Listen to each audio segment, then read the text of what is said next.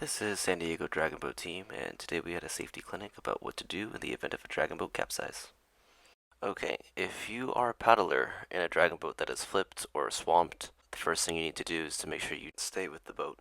Try to move as little as possible so that your steersman or captain can keep track of how many people there are. Second thing you want to do is locate your seat partner.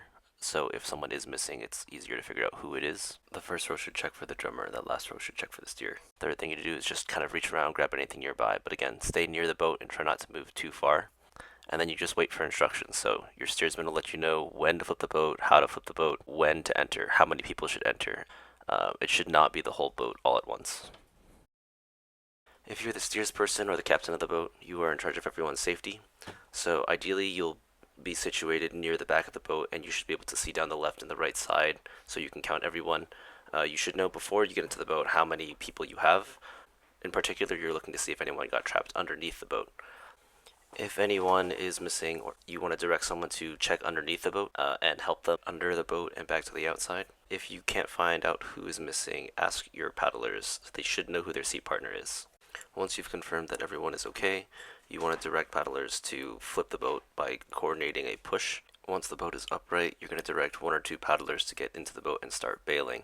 As the water gets out of the boat, you can direct more people to get inside the boat to help splash the water out, but make sure not to do it too quickly or else the boat will swamp again. Alright, here's the video. We've just flipped the boat. I'm the steersman in the back. I'm positioning myself towards the end where I can start counting people, both on the left and the right side. Everyone else staying with the boat, grabbing everything, and trying to locate their seat partner. As I'm counting, I realize I'm actually short one, so I'm kind of surprised, and I ask who's missing their seat partner. Caroline says that Riley's missing, but before I need to send anyone, he pops out from the other side. So now that I know everyone's okay, I'm going to direct everyone to flip the boat by pushing towards the shore at the same time. At this point, no one has a concept of left or right, so I make sure it's towards the shore. You can see me pointing there. It goes 3, 2, 1, push. And if you watch that again, you can see me, the steersman, grabbing the gunnels and using my weight to roll the boat over as much as I can too. At this point, as paddlers, you want to still wait for instructions. You don't all want to get into the boat at once. As the steersman, I've directed two of our fairly light and fairly fit paddlers to get in the boat and start bailing. You want to make sure you pick people who are going to get into the boat very quickly, and preferably paddlers that aren't too heavy also, because you want to be careful of the water line dipping back down as you add more people into the boat.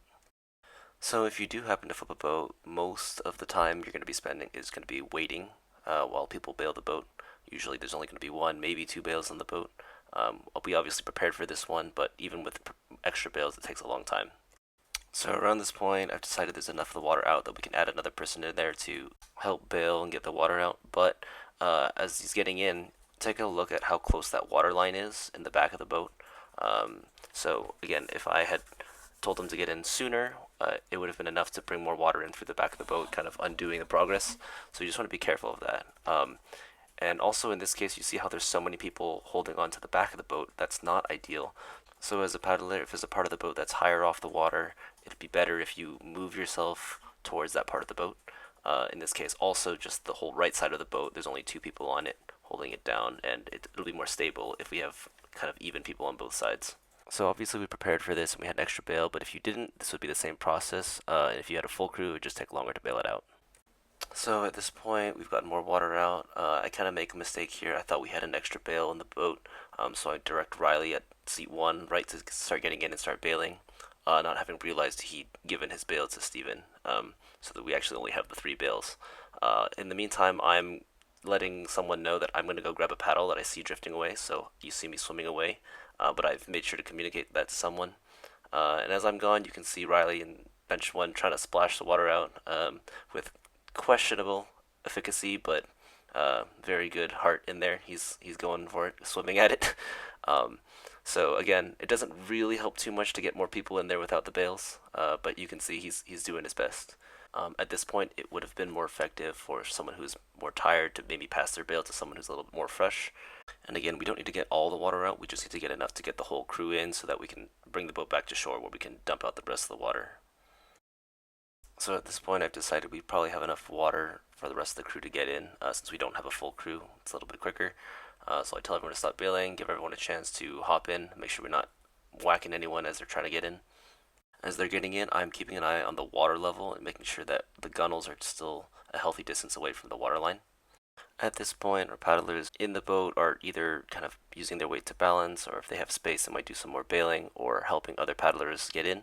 Again, it's totally okay to ask for help or give a helping hand to bring people in. Just make sure if you're helping someone get in, you're more of a support. You don't want to actually be pulling them or yanking them inside of the boat because you might accidentally cause an injury.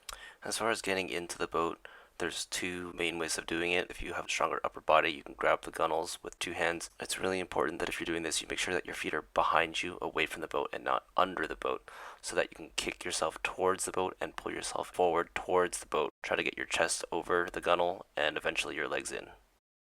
If you look behind row 10, you can see the second way is to use your leg to hook the gunnel, and then you'll use your leg to pull yourself up until you can also use your hands to push the gunnel and bring yourself into the boat. So today we were practicing for the scenario where we are further away from shore, but if you don't have a bail or if you are close enough to shore, like we are here, it is easier just to hold on to the boat and kick it to shore. So as the steersman, I'm making sure the last few people have gotten into the boat, double checking both sides, going around, and then I'm going to get into the boat myself. One thing to look at is the water line at the back of the boat as I'm getting in. So it's getting very close to the edge, and that's something that I'll notice as I get in. So before we paddle to shore, which we don't have video of, I have everyone stop bailing, and then we all move up a few seats to make sure that we don't swamp the boat and have to start the whole process all over again. So in reality, it's always going to be a little more chaotic than it is in practice.